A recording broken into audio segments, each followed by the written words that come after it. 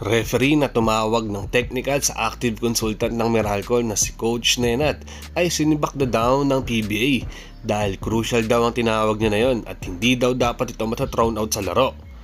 At Barangay Ginebra, pasok na sa semifinals at makakaharap na nga nila ang Northport Batang Bier pagkatapos nilang talunin sa do-or-die game itong Meralco Bolts.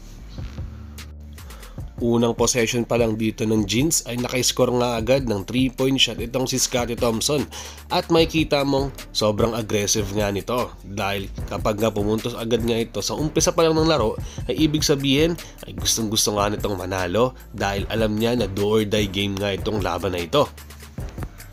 Sinundan niya pa nga ito ng drive to the basket para makakuha nga ng easy layup. Halata nga na binibigay sa kanya ng gusto ng mga kakampi niya ang bola para at least mag-init nga siya ng maaga dito sa larong ito. Pero ang kasabayan niyang sa draft pick na si Chris Newsome ay hindi naman nagpatinag at siya naman ang bumawi ng 3-point shot dito. Kitang-kita nga rin dito ang magiging leadership dito ni Nunu or Chris Newsome dito being Meralco dahil siya talaga ang nagiging primary nila na scorer at defender na rin at the same time. Kaya nga sobrang sulit sa kanya dito ng Bolts. Nakuha na nga rin ni Stephen Holt ang unang 3-point shot niya dito sa larong ito dahil medyo napapansin niya na maalat nga ang outside shooting niya sa mga nakaraang games nila. Kaya nga sobrang saya niya rin dahil maaga na nakuha ang rhythm niya sa larong ito. May magandang pasa nga rin na ginawa itong si RJ Barrientos papunta dito kay Troy Rosario. Napeke niya kasi sa isang possession ang kabantayan niya tapos biglang dumrive siya. Bigla na nga lang itong pinasa ito kay Troy Rosario na nakabang na pala sa ilalim. Easy layup na nga lang ito para kay Rosario para makakuha nga ng 2 points. Sunod-sunod na nga rin ang mga big basket na nagagawa nito ni RJ after niya nga makapasok dito sa larong ito being a 6-man unit dito ng Ginebra. May 3-point shot siyang ginawa tapos may end one opportunity pa nga siya dito nung dumrive ulit siya sa ilalim ng court. Ganun pa man mga Kao Sports na maintain pa din nga nila ang kalamangan dito sa first quarter.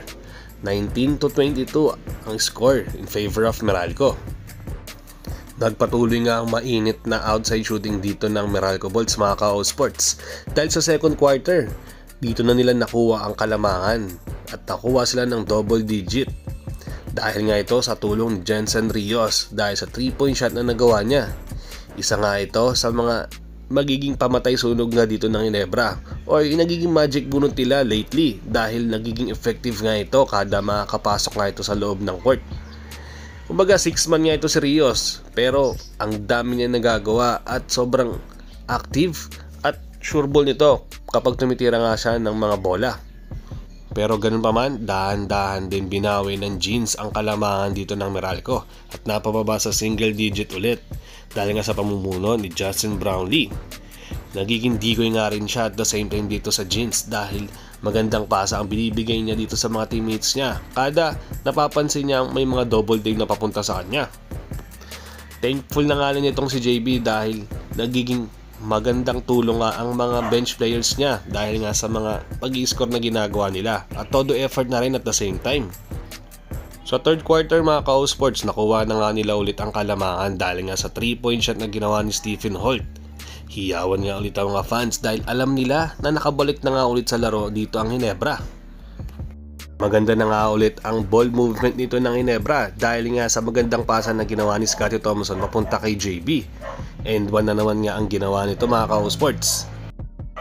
Nag-init na nga din itong rookie ng Barangay Ginebra na si RJ Barrientos dahil nga sa sunod-sunod na basket na rin na nagagawa niya late third quarter. 3-point shot niya ang isa sa mga yan mga Kao Sports. Nabaliktad nga ng di oras ang laro mga Kao Sports dahil Ginebra naman ang lumamang ng double digit dito sa third quarter. Kumbaga sa isang iglap nagulat sila na sila naman pala yung lumamang. Dito sa fourth quarter mga Kao Sports, dito na halos nagpalitan na lang ng puntos ang Meralco at Ginebra. At may kita mo na ayaw nga nilang magpatalo. Kada kasi may babasket ng isa, may pambawi agad yung kabila. Maganda na rin kasi yung ginagawang depensa dito ng Bolts para hindi na nga makalagwan ng gusto dito ang Ginebra. May magandang ginawang pasa na naman nga itong si RJ Barrientos dahil sa alley-oop play niya papunta dito kay Japet Aguilar. Pick and roll ka kasi talaga yung play mga ka-sports. Tapos bigla naman niyang dumarive itong si RJ. Pero laking gulat nga nung karamihan na pinasa niya pa ito papunta dito kay Japet sa isang alley-oop play. Hiyawan na naman nga ang mga fans dahil slam dunk ang ginawa dito ni Japet. Pero ang isa sa mga naging crucial play nga dito sa game na ito mga ka-sports ay yung pagtawag nga ng isang referee dito sa player ng Meralco Bolts dahil sa offensive foul na ginawa nga nito. Laking gulat nga nung karamihan na halos suguri nga ng bench players katulad ng na dito ang mga coach dito ng Meralco dahil halos mura-murahin at duro-duruin nga nila ang referee na ito. Dahil nga dun mga ka-sports natawagan ng technical foul itong si active consultant na si Nenad. Kumbaga second na nga ito technical foul na nga niya na ito kaya nga napilitan na nga itong maging thrown out na sa laro. Challenge pa nga ito ng Meralco at na-turn around or nabawi pa nga yung offensive foul dito sa Meralco. Ganun pa man, tuluyan na nga na-technical itong si active consultant Nenad kahit pa nag-head coach challenge pa sila. Pero after that call mga ka-sports, nagpatuloy na nga ulit ang kalamangan dito ng Ginebra at nagtuloy-tuloy na ito hanggang sa tinuring na nga silang panalo sa laro. Panalo na nga dito ang Ginebra at makakaharap nila sa semifinals dito ang Northport. Pero yun nga mga ka-sports, may rumors nga na nasibak na daw yung referee na tumawag ng technical foul dito sa active consultant ng Meralco. Marami nga raw kasi ang umaangal at nagsasabi na luto nga daw ang nangyari. Pero nilinaw ko lang mga ka-sports, ito ay ayon lamang sa isang rumors.